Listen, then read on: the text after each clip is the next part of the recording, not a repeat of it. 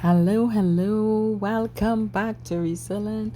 Break every chain with Resilient Susanna and our faith walk as we prepare to live 2025 in victory. So, without any delay, we want to be looking today at verses 5 and 6. Enoch's faith. It says, by faith, Enoch was taken away so that he did not see that and was not found, because God had taken him.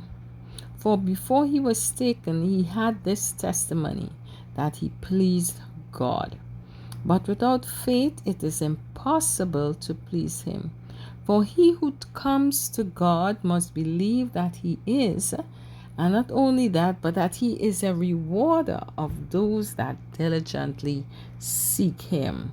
Wow, what a God we serve. He guarantees that once we seek after him, he will reward us. And Enoch got the best reward of all. He was taken away. He never saw death. He was translated. He moved straight out of the natural into the realm of the spiritual, taken to be with God.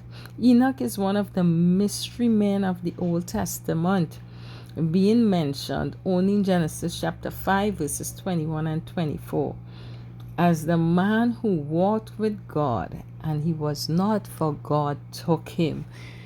Imagine how much he must have pleased God for God to decide, hey, I just need you to come up here. Just join me. You don't have to see that. His life pleased God because of his faith. By faith, he was taken away.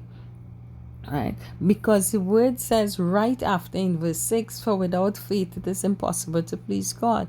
So he's saying to us, because of Enoch's faith, he pleased God and God took him away. It is the basic requirement for those who seek after God diligently with all our heart, with all our passion, and believe that He is our rewarder. God is no man's debtor, the Apostle Paul says in the book of Romans, because He keeps his word.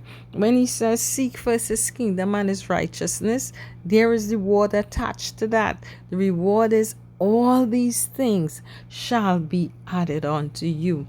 But these things always come in the context of faith. So if we want our lives to be prosperous and we want to experience the reward that God has for us, then it requires that we believe that God is a rewarder, that we have faith that God is a rewarder. We trust in His word. Right, so we have Enoch as an example. This chapter is called the Hall of Fame, or the Hall of Faith, I should say, because it goes into the lives of people who would have pleased God. In verse 7, it talks about Noah's faith. For by faith, Noah, being divinely warned of things not yet seen, moved with godly fear, prepared an ark for the saving of his household, by which he condemned the world and became heir of the righteousness which is according to faith. Now, that would have taken a lot of faith. You imagine yourself in a world where rain never fall before. Nobody ever hear or see about this thing called rain. And God is telling you to build an ark that would lead to the rain falling so much that the place would be flooded. 99.9% of us would say, hello, I would look like a fool. I would be a dummy. They would laugh at me. And so in truth and in fact, they did laugh at Noah. But Noah believed God, and the word says it was accounted unto him for righteousness. Can you believe God? I am challenging us. Including myself. Can we believe God to the point that it defines the level of our righteousness, that we defy the odds of what man may say, their opinion, whether they laugh, whether they scoff at us? Here is Noah, like a crazy man, building this big ark, and they would have never seen flood before. The beauty of it is God fulfilled his word that he told Noah was going to take place. And exactly what God said to him is exactly what came to pass. What God says to us in his word is what is going to come to pass. The thing about God that we sometimes don't realize is that their conditions is not anyhow we want to do it. He says, you want all things added to you? Seek my face. You want my reward? Be diligent in seeking me. It always comes after a heart that longs after God. The psalmist David said, my heart longeth after thee. Do we long after God and the things of God, to desire God so much that we are willing to deny ourselves? Pick up our cross. Our cross represents all the things that we love in this world. Deny ourselves of it and take God wholly and solely at his word, so that our faith will be reflected in our righteousness. Are we able to make that stand? Can we be like Noah? Can we be like Enoch?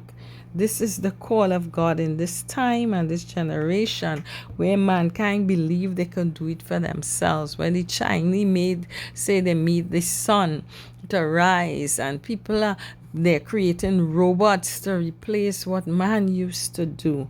And God is saying to us, trust me, believe in me, seek after me. Don't allow yourself to be deterred by what the world is doing. So I want to encourage you this evening. Have that kind of faith. It is possible. The Word of God tells us Adam, Noah, all these people, they were men just like us in all points, normal human being. What made them different and outstanding through the ages is that they trusted God and their faith was accounted unto them for righteousness. I want to encourage you this evening to put your trust in God. Keep your eyes on him. Don't be deterred. Feel free to check out the link in my bio. I'm going to start setting some links in from this evening so that you can check out some empowering material that is available through Resilient Empowerment Service. God bless you. Love you. Take care. And see you tomorrow for part 4 of our walk of faith.